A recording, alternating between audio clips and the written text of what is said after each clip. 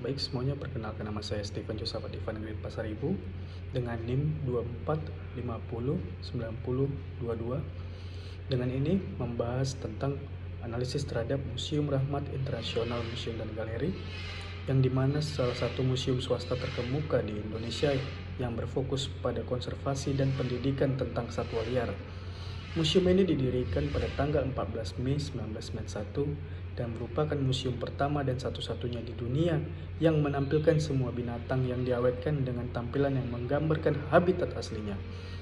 Museum ini memiliki lebih dari 2000 spesimen satwa liar yang diawetkan melalui teknik takidermi atau pengawetan kulit hewan. Rahmat International Wildlife Museum dan Galeri tidak hanya memamerkan satwa-satwa dari seluruh dunia yang diawetkan, tetapi juga menyediakan berbagai fasilitas lain yang bisa dinikmati pengunjung, seperti perpustakaan yang berisi informasi mengenai jenis satwa dan habitatnya dari berbagai negara, cenderamata, dan lain-lain. Museum ini memberikan dampak signifikan dari aktivitas wisatawan domestik dan internasional, terutama koleksinya mencakup berbagai spesies dari seluruh dunia. Tujuannya, museum ini bertujuan sebagai wisata edukasi, meningkatkan kesadaran tentang konservasi, dan melawan perburuan secara ilegal. Kemudian dampak politik dan kebijakannya menyebabkan pengaruh dinamika politik lokal dan nasional, terutama dalam konteks kebijakan konservasi dan pariwisata di Indonesia. Dengan dukungan kebijakan lokal, Museum Rahmat Internasional sering berkolaborasi dengan pemerintah Kota Medan dan Dinasti Pariwisata Sumatera Utara untuk event seperti Hari Konservasi Alam. Ini mendukung kebijakan nasional seperti Undang-Undang Nomor 5 Tahun 1990 tentang konservasi sumber daya alam hayati, di mana museum berperan sebagai mitra swasta untuk edukasi publik. Dan kemudian yang terjadi pada dampak ekonominya, terdapat peningkatan pendapatan dan lapangan kerja.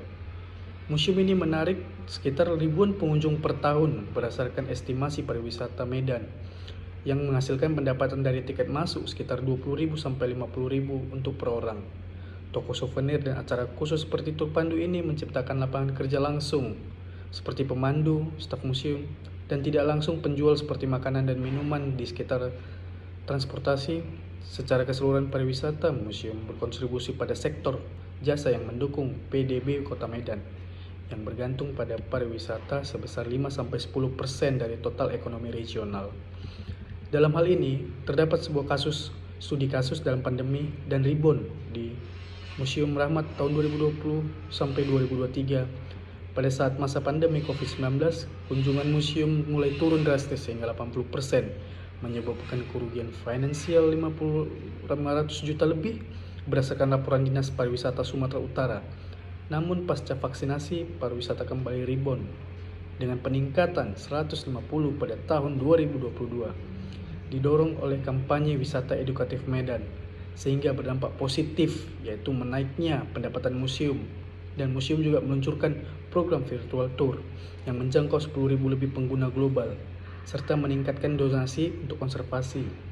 Dan juga terdapat dampak negatif yang dihasilkan, yaitu overcrowding yang menyebabkan insiden kecil seperti kerusakan display pada tahun 2023, dan juga adanya peningkatan sampah plastik dari wisatawan sehingga membebani pengelolaan lingkungan museum.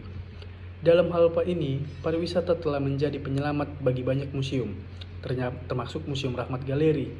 Terutama kunjungan wisatawan domestik dan internasional, meningkatnya pendapatan dari tiket masuk, toko souvenir, dan acara khusus yang dilakukan untuk pemeliharaan koleksi di sini.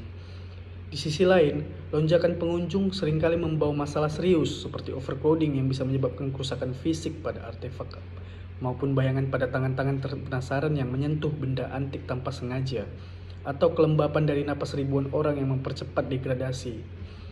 Dalam hal ini, kesimpulannya adalah pariwisata di Museum Rahmat International Wildlife Museum dan Galeri memberikan dampak ekonomi yang mendukung pertumbuhan lokal, lingkungan yang lebih sadar konservasi, dan politik yang mendorong kebijakan keberlanjutan.